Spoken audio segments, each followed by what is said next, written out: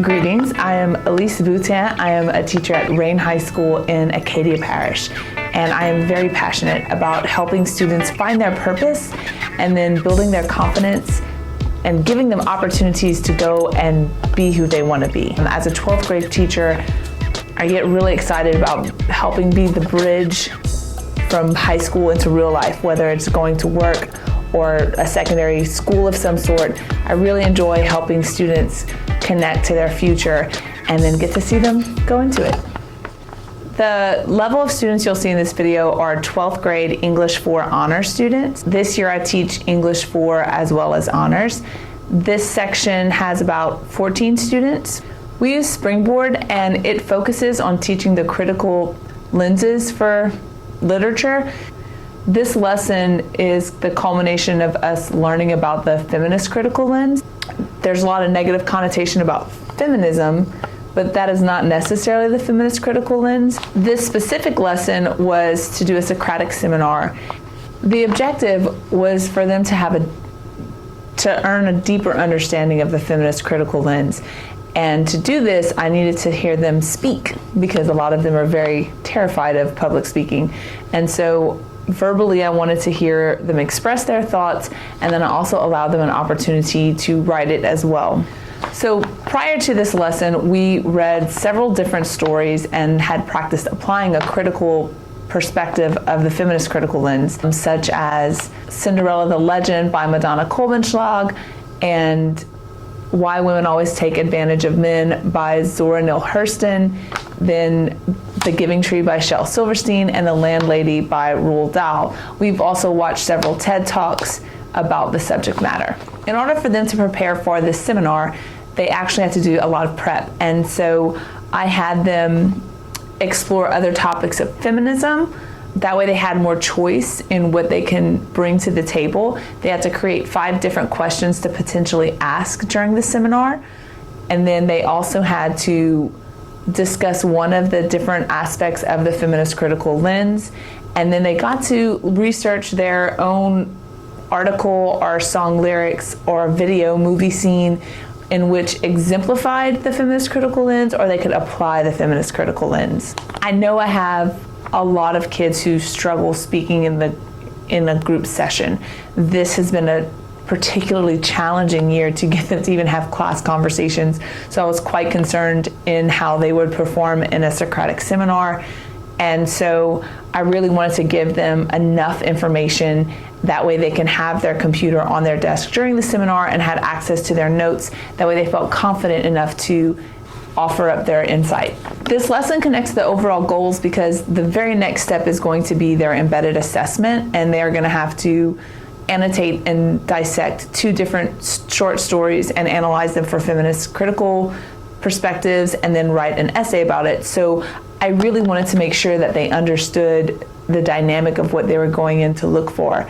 And I felt like hearing them and then being able to read it will help me set them up for success for their embedded assessment. So everyone's logged in. We're going to go to Nearpod, log into the lesson.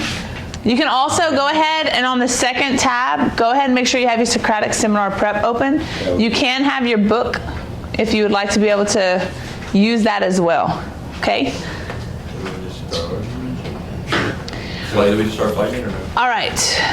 It's not a fight. Hang on. I said we'll fight. Yeah, It shouldn't. It's fight of the facts. All right, you have 2 minutes to answer this question, then we'll go. What are your thoughts coming into this seminar? Notice it doesn't say, what does it say? What are your thoughts about coming into this fight? Right or not? This seminar, what is it? I want it. Okay, so today, a Socratic seminar, right? So a seminar is to help you better understand a topic. And we're coming up for our embedded assessment, and I just really want to make sure that you understand how to use the feminist critical lens, what it is. Now, feminism is a part of that, but they are 2 different things. But I'm allowing y'all to talk about both since we've kind of brought up some of that topic throughout the past couple of weeks discussing this, okay? So the more you can, keep it tied to the content that we have read or watched, the better. So if you found something interesting, like an article or video from yesterday that you want to discuss, as long as you're bringing up commentary that's tied to some type of text. Does that make sense? We're not just spouting off opinions. That's how we get into fights, right? Because those are not necessarily seeking to understand something. That might be seeking to sway someone about something that might not even be accurate, okay? So with that said, try to reference the stories that we've talked about. We are talking here just a few of the highlights of the feminist critical lens. This idea that gender issues might be central in society, that characters might sometimes be stereotyped in songs or shows, whatever. And so as long as we do that, it should be a good experience for us all. I know some of you are nervous to talk. I have backup for some of you, okay? So you can have your springboard book for Unit 2. You can have a pen ready if you want to be able to jot down notes. So some of the seminar rules, we only want one person talking at a time, okay? You can add thoughts to the Nearpod, which I'm about to show you the next slide. That way if like you have an idea coming up, but you don't want to interrupt anyone who's already talking, you can park an idea. That way we can kind of come back to it, because I know sometimes you have a good idea but you forget about it. Does that make sense? Okay, so you should at least try to contribute 3 different times, and you'll try not to take over a minute to speak, okay? We just have one big group, so y'all should all have plenty enough time to contribute in some kind of way, all right? You want to do a meaningful way.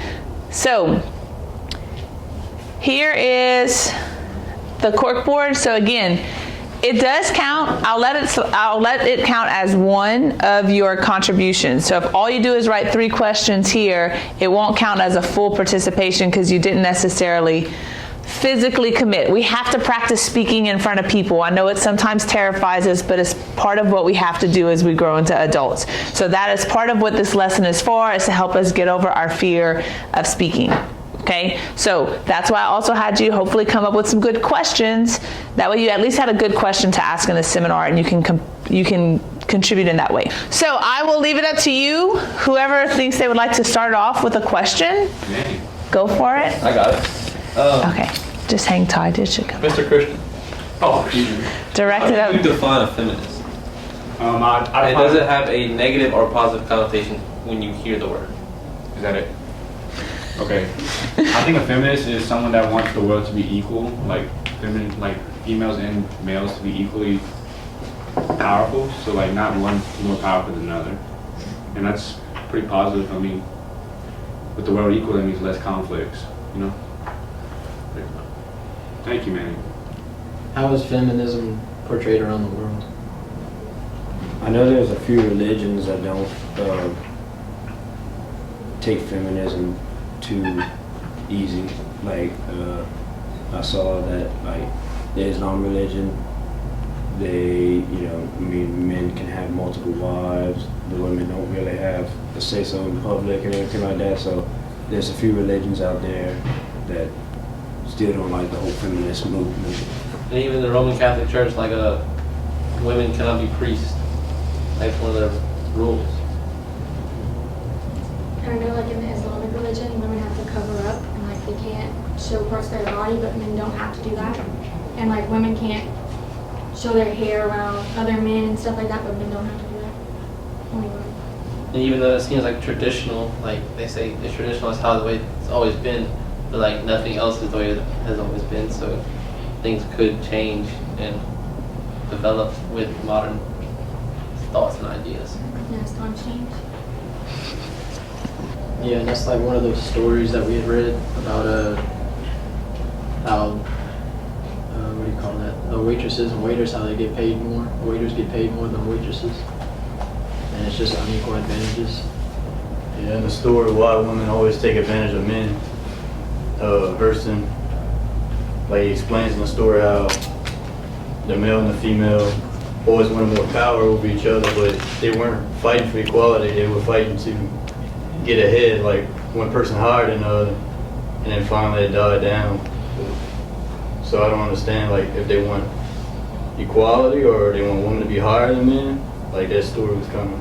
Well, in that story, they start off equal, and I guess it shows like equality creates problems because people are hungry for power.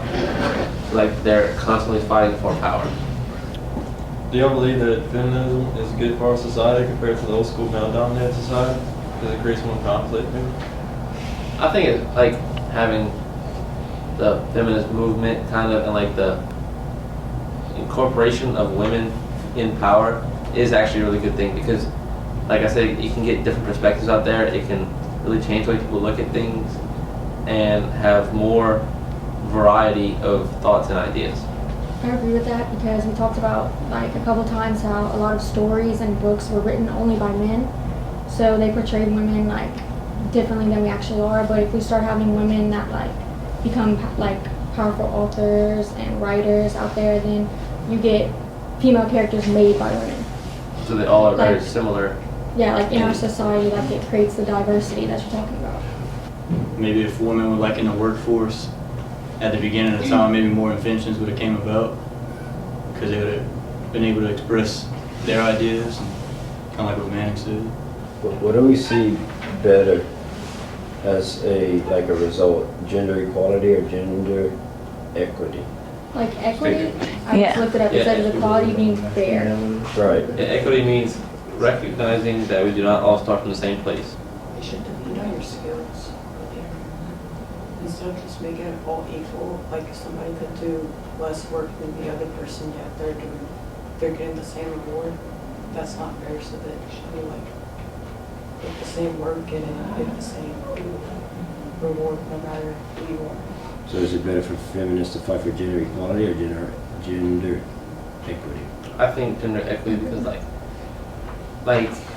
men have kind of been the dominant gender throughout history. So like it shows that women weren't always as powerful as men, but they're trying to get there, and there should be an adjustment in the imbalances to let women get power to be equal and have the same amount of like influence on the world as men have always had. Y'all have done really well. I mean, for being nervous, y'all have done really well talking. I think y'all all contributed some, right? You have a follow-up question. What are your thoughts after the seminar? Was there anything that clarified something for you or made you think a lot? So maybe there was a concept of something that made you think, and then I want you to try to explain the purpose of the feminist critical lens. And once you submit those answers, if you need to recite, you can.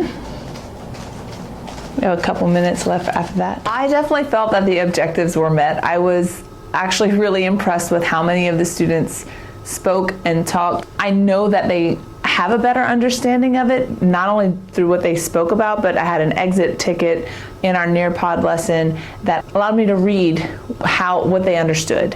And so anyone who still didn't kind of get it, I was going to be able to at least talk to in their prep session before they did their writing assignment.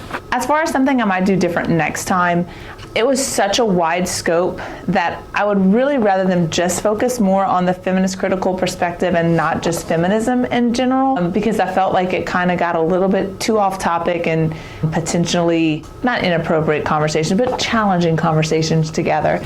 And so if I would maybe narrow my scope a little bit more next time. So in true live form, you may have even seen my administrator walk in. That was just a walkthrough. That was not planned. And so I thought that was really fun. And my students just went with it as well. And I think he might have even enjoyed hearing some of the things that they were talking about and just hearing them speak about an academic topic in general. After the teaching of this video, I plan to go directly into the embedded assessment, and I'm really looking forward to see how they can apply this to a short story. I like giving the time to them to be able to talk more because I'm not a lecture-based teacher. I really like to let them be curious and find out the information, and if you do too much of the talking and supplying, they'll just let you. And so I really enjoyed seeing them work through their nerves and actually deliver. So it was very nice.